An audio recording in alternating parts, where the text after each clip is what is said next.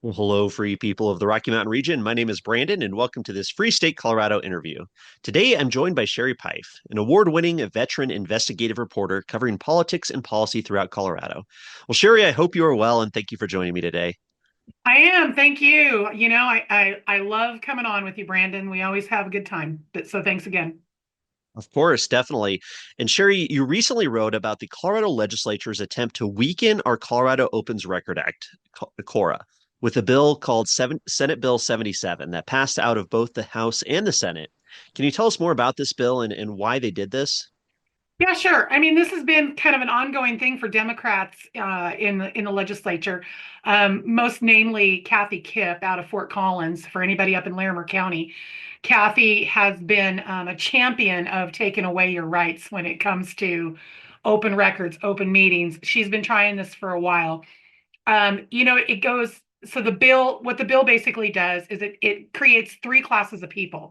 It creates a class of people that are journalists, who those journalists are the upper echelon of society. They get all the great things inside of this bill. The second class would be the normal everyday folks. And people like you and I who are not part of that mainstream. We don't carry credentials from the Denver Post or the Rock or the Channel 9 News. Um, and then it creates or bloggers, or just the mom who wants a simple email.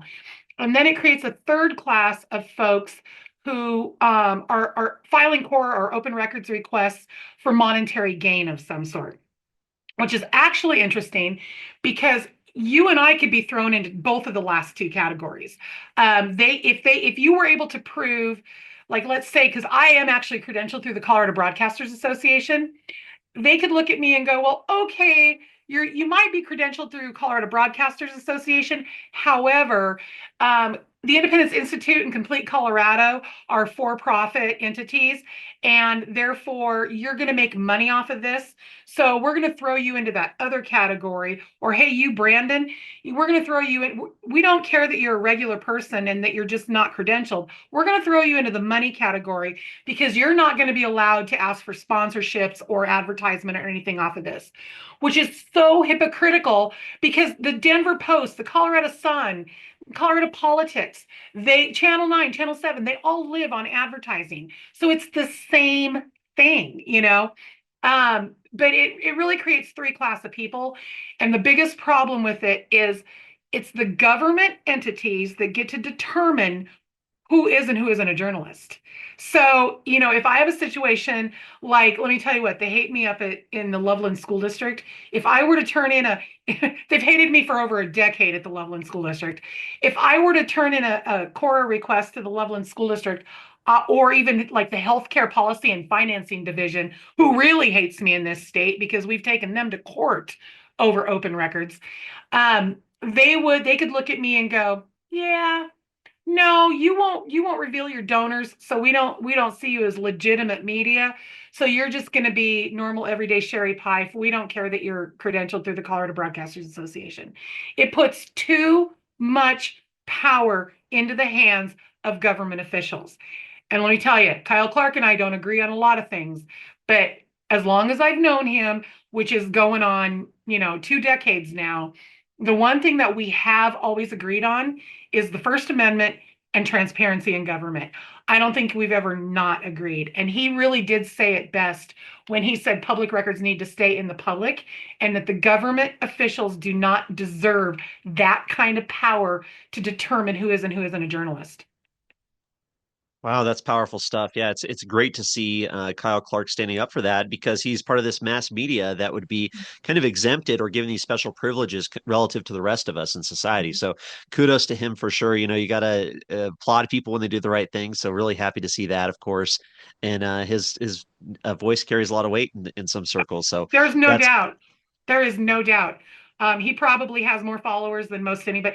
Between he and Sean Boyd over at Channel 4, I don't know who has more followers. Those two have been here for so long and are so respected that they carry a lot of weight. Yeah, and it's just so unfortunate. We have these state legislators who are supposed to be representing the people. I mean, they're supposed to be working for the people, representing us, protecting our constitutional rights. And this whole idea that they want to restrict our ability ability to know what the government is doing, to have access to government records, the people's records. I mean, these people are spending, these government officials are spending our money. They're dictating so much about how we live our lives, our businesses.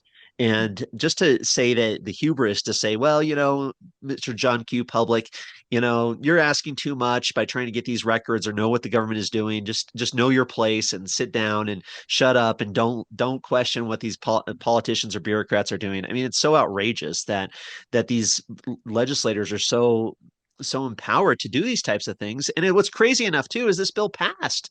I mean, they did a similar attempt last year, Mhm. and they've done these types of bills for years, as you mentioned, but this bill passed both the House and the Senate, went to the governor, and thankfully the governor vetoed it. But apparently that's not going to be the end of the story, is it? No, and I'm going to back up just a minute because I guess what I forgot to say is, these classes, the reason they put people into these classes in this bill was because everybody is going to get a different amount of time to actually receive the records. So if the general or if the legitimate mainstream media files an open records request, things will stay status quo, 3 business days or 3 working days, or up to 10 if there's extenuating circumstances. If you are not a member of the media, but you're not doing it for profit, that extended to 5 days and up to, I don't know, I think 14 days. I can't remember exactly what it was for the extenuating circumstances. And then if you're doing it for profit, they were gonna have up to 30 days to fill those requests based on where they wanted to classify you in the world of journalism. So that was the whole point of this bill. But you're right. And what's even more disappointing is as we speak right now, it passed, and it passed with more than 2/3 majority. So if it passed with more than 2/3 majority, you know what that means?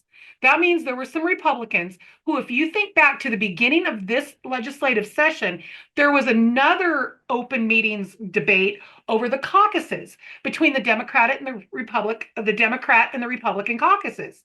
The Democrats closed their caucuses to the press and to the public because they wanted to define those as work product. Where the Republicans said, no, we're all about transparency. We're all about open records. We're going to keep ours open. Well, that was all great and dandy. But let me tell you, if you don't mind, Senator Rod Pelton, Senator Larry Liston, Senator Paul Lundeen, Senator Cleve Simpson, Senator Mark Catlin, Senator Janice Rich, and Senator Scott Bright. 7 Republican senators voted yes on this bill. Now, I will tell you, I've only personally spoken to one, and that was Scott Bright, and that's because he's in my district. He represents me, for complete transparency. I was a huge supporter and on his campaign. So happy to get rid of Kevin Priola. I did talk to Scott, and Scott was open and said, this bill went through at the beginning of the session. I was trying to get my legs under me, trying to get my bearings straight. I'm new to the process. I made a mistake. I should have never voted yes on this. I'm very sorry. You're right. I kind of just didn't really know everything that was entailed in it. And I can promise you, I will fight to make sure that the governor's veto stays in place. And I do believe Scott when he says that. I've known Scott, like I said, I was, I shouldn't say I said this. I've been an education reporter for nearly 20 years, and I was an education reporter nonstop for about 10. And I knew Scott back in the day because he and his mother own ABC Child Development Centers in Greeley and across Colorado. So I've known Scott for almost 2 decades, maybe a little longer. So this is a man that I've known for a very long time. And so I do trust him in that. But 7 Republicans voted yes on this bill. 7. And I have their names, their emails, and their phone numbers listed on a post on Facebook at the Weld County GOP forum page. Please call, and actually backing up to Scott, kind of funny, he commented on my post, no need to email me. I will be upholding the governor's veto. So he has even publicly came out and said that he's going to be a no on the override. But right now it's Tuesday, and they're supposed to vote on this override on Friday. And if people don't get on these senators to flip their votes back to where it's going to be, your rights and government transparency is going down the drain. Well, I'm so glad you mentioned it, Sherry, and I'll definitely post that a copy of what you posted on Free State, Colorado, just below this video. So, folks, you can find it there. I'll link to it everywhere. Of course, also link to Sherry's article. But this is such an important thing, and it's crazy that Republicans would support this. I guess I shouldn't be too surprised because, so many of them are just enamored with government in general that Mhm. they find it convenient for themselves to say, "Hey, let's give the government more power." And I get it. There's a lot of city clerks, municipalities, and counties clerks as well who are, in favor of this legislation because it's going to help their workload, give them a little bit more time, kind of relieve that pressure because CORA has been used by so many people as an important tool to really know what's going on in government, especially with school boards and all these other little controversies that we've seen in Colorado in recent years. So I understand where they're coming from, but it's totally the wrong approach. And I got to say, Jared Polis, kudos to him for vetoing this bill, his first veto of the year here in 2025, and thankful that he did it. And unfortunately, it's sad to see that even other Democrats kind of going against the governor there. But what do you think about the Jared Polis veto portion of this, Sherry? I've also known Jared for a long time, and trust me, I disagree on more things with him than I do Kyle Clark. But my days of knowing Jared go back to when he was on the State Board of Education, and I was an education reporter, and I was covering him on the State Board of Ed, and then I covered him when he was in Congress, and then as a reporter. And the one thing that I can say about Jared, it goes back to the same thing kind of that I said about Kyle. There's two things that I've always known that the governor has always stood for. Now, when it comes to some of these open records and stuff, he's he has let some of those go into law and he has signed some of those, which is very disappointing. But I do believe that what I know of him, he's always been big on school choice and he's always been big on the First Amendment and government transparency for the most part.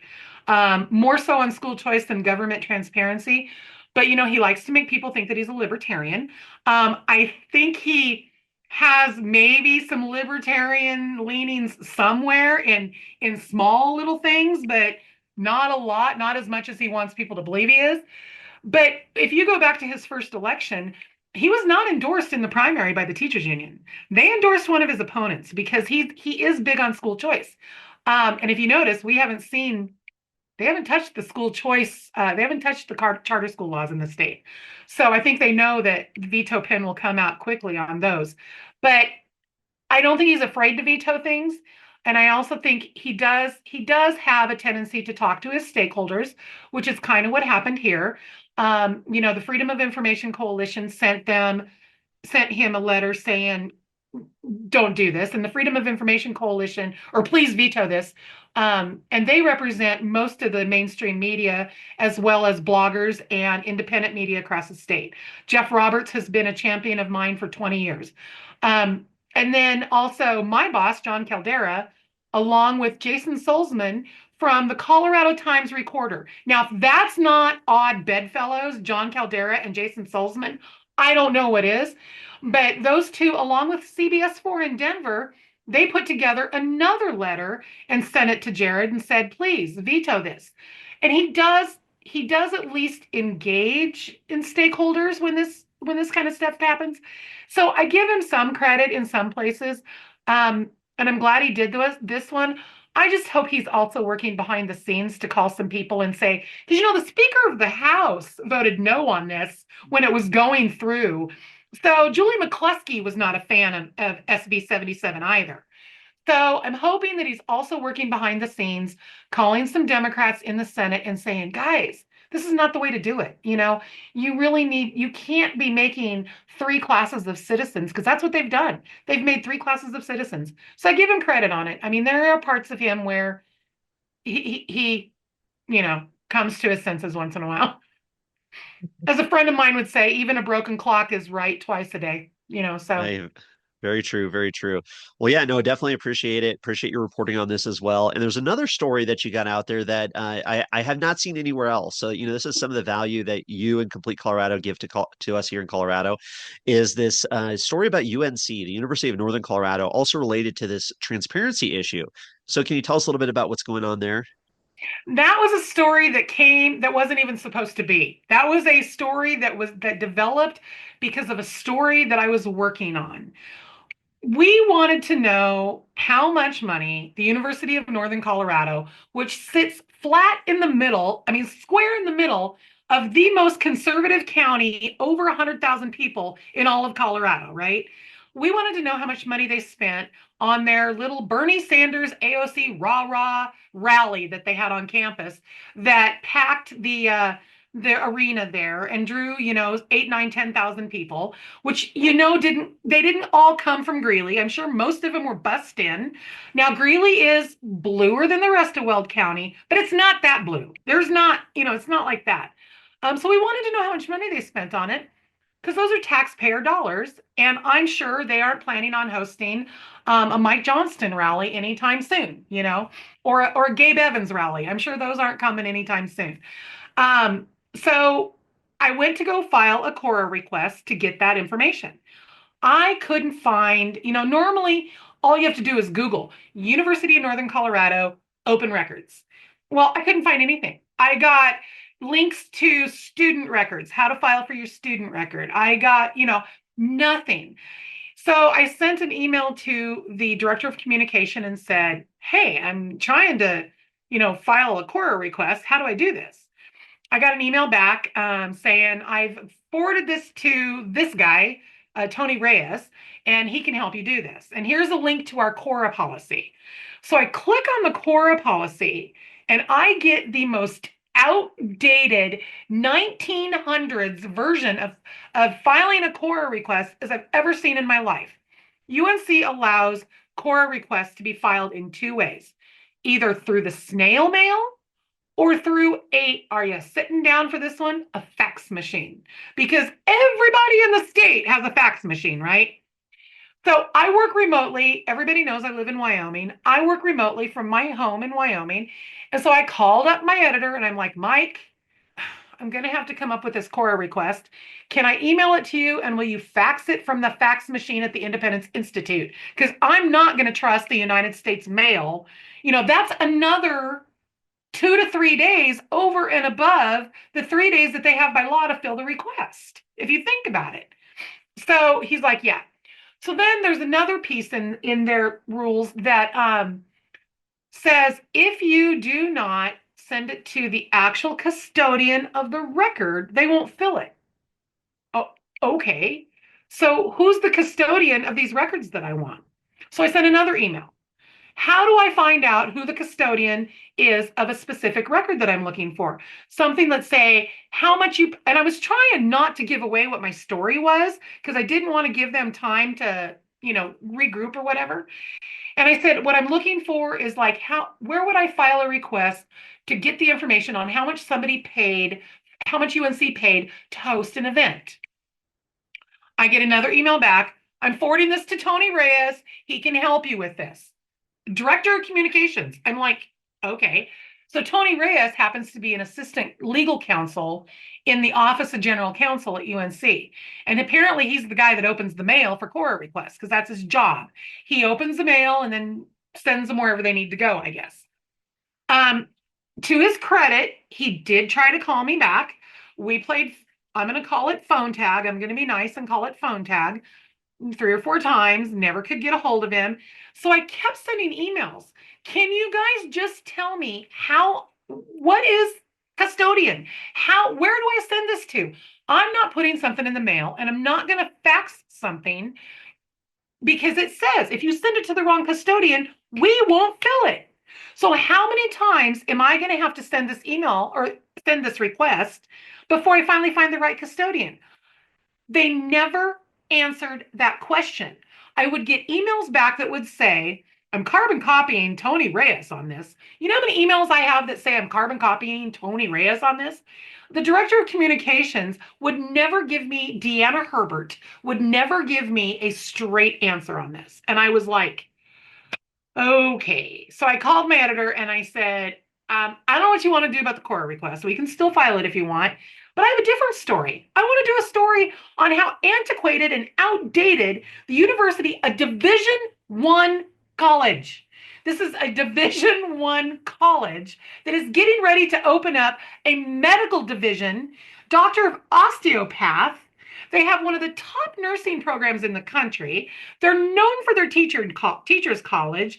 They have they you can't file a CORA request easily. And so my editor, Mike Krause, said, absolutely, that is a better story. And right now, and here's the quote of the world. I love the quote he gave me.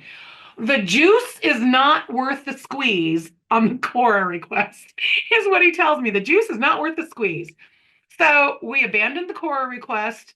Don't care how much they paid for Bernie at this point. If anybody else out there wants to battle, I mean, I do now have an answer. So we did the story. I sent another email and said, okay, I'm shifting gears. I'm not even going to file the CORA request anymore. Now I want to know, um, I want somebody to comment on why your CORA policies are so outdated. Can you please, Deanna Herbert, Director of Communications, direct me to somebody who can comment on why your CORA policies are so outdated? Guess what I got? An email that says, I'm CCing Tony Reyes on this. He can help you. I never got the answer. So I waited about a week and I finally still had never connected with Tony. So I sent another email on Friday of last week. I sent an email to Tony and I said, okay, I'm shifting gears. I'm writing a story about how bad your policies are. It's my understanding that you're a legal counsel and that your job is to open the mail and forward CORA requests to where they need to be. Could you please confirm that for me? We published the story Monday morning. I never did hear back from him. I sent that to him Friday morning, never heard back from him. Monday morning, we published the story, and an hour after the story publishes, I get an email from Deanna Herbert defining custodian and telling me that she's really sorry that I don't like their policies and that it's not convenient for me or what I prefer. But she really hopes that I told everybody this, and this. Well, of course I did. I mean, I don't write garbage. I write fact. You may not like what I write, but I don't write lies. And then she made it even worse.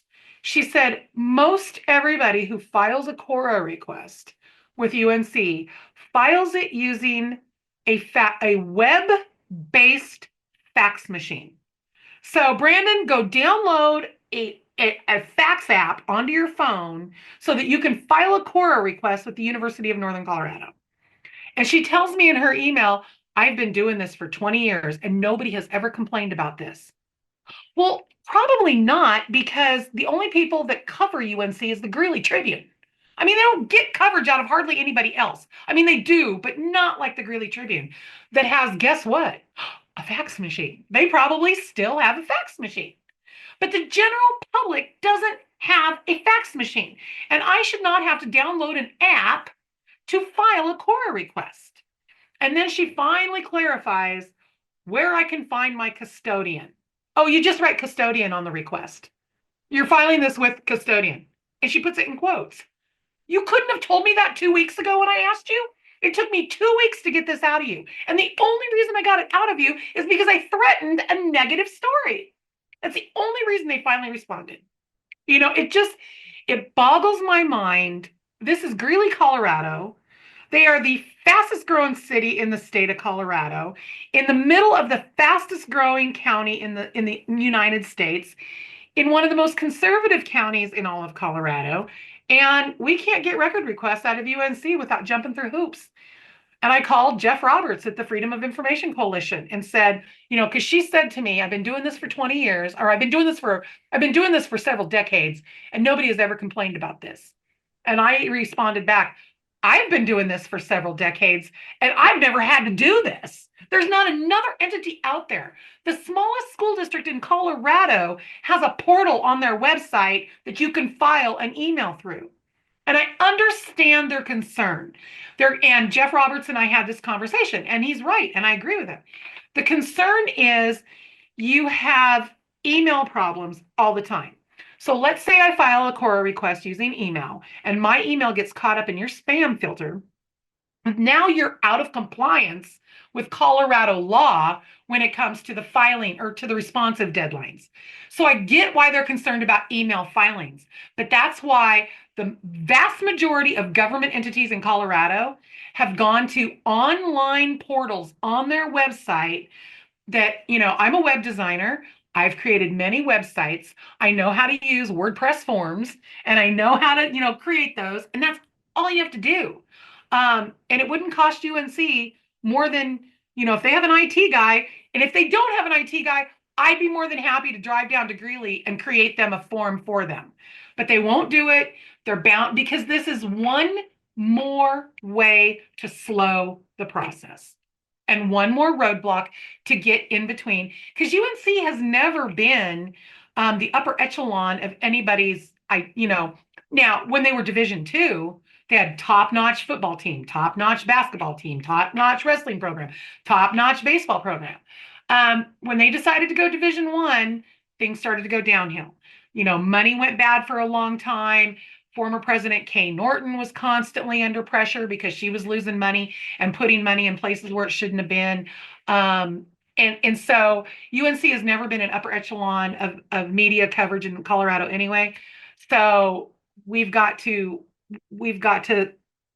take whatever precaution that we need to take to make sure that we slow the process. And I'm sorry, and that's just the way I see it. It's my opinion. If I'm wrong, strike me down. But I lived in Greeley for 55 years. I covered UNC for the last 6 years of my career at the Greeley Tribune. I covered education exclusively. So I've been around the world a little bit with UNC. My opinion says this is just a way to slow the process. Because first it Wow. takes you a week to figure it out, then it takes you 2 weeks to get anything accomplished. I mean, and by the time you're ready, or by the time you figure it all out, the juice is not worth the squeeze. I love it. Yeah, that's a great story. It's so funny how that works sometimes where you think the story is going to be one thing and it turns into something else. And yeah, I thought it was hilarious too where she said, people we get these requests all the time through fax. There's no problem there. It's like, well, yeah, because people don't have another choice. That's why they're having to do through the fax. It's not like they have a choice in the matter. So And anyway, Jeff Sherrie, Roberts comes back and says, Jeff Roberts, the executive director of the Colorado Freedom of Information Coalition, and he has been executive director for I don't know how long. I've been at the Independence Institute now for 15 years, I think. And I was at the Greeley Tribune for 12 before that. And Jeff has been at FOIA, co-FOIA, for as long as I was at the Greeley Tribune. So Jeff has been doing this for at least 25 years. And his quote to me was, I have never heard of such a thing to file for a CORA request. And he doesn't cover just UNC. This is a guy that works with every media outlet, every newspaper, every television station, every radio station, every independent journalist, Jeff, and every city and county in the state of Colorado. And his exact words to me were, I have never heard of this way to file a CORA request. wow.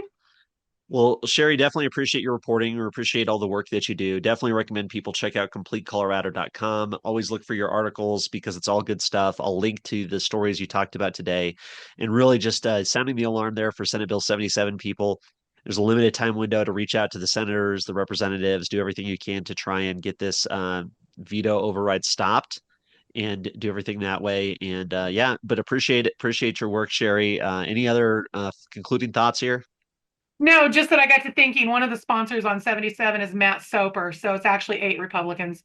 So yeah, if you know Senator Matt Soper, which you're not going to change his mind because he was one of the prime sponsors, but I mean, 8 Republicans. We only have 12, and 8 of them sided on this bill. It's just really sad.